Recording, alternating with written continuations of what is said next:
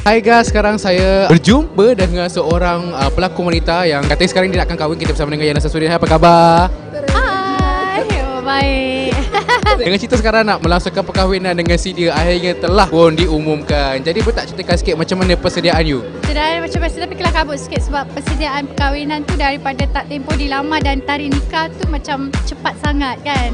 Tapi Alhamdulillah itulah berjalan dengan lancar. Sebelum ni you pernah tolak tawaran Fazil Zahari untuk meminang you sendiri. Jadi sekarang ni you dah bersedia. Jadi untuk dari segi kerjaya you, macam mana pula? Adakah nanti lepas ni akan ada batas nikah ataupun macam mana? Rasanya disebabkan kita kawan, memang kawan baik dan sometimes dia pun banyak minat saya punya kerjaya. Jadi rasanya kerjaya tu macam biasalah. Tapi lepas kahwin kita tak tahu kehidupan kita macam mana kan. Saya just go with the flow macam mana. Cuma pelakon masih lagi, pengacara masih lagi. Kita tengoklah macam mana. Cubalah discuss sikit Fazil Zahari tu. I nak 3. Soft spoken, orang yang beriman dan juga yang bertanggungjawab lah. Dari segi fizikal? Tinggi, berjambang sometimes.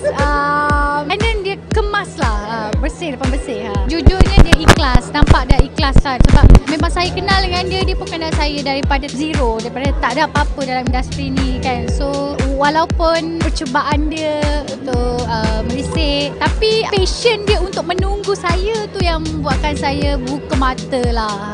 Ucapan you kepada Fazil Zahari, apa dia? Awak kahwin dengan saya baik-baik tau.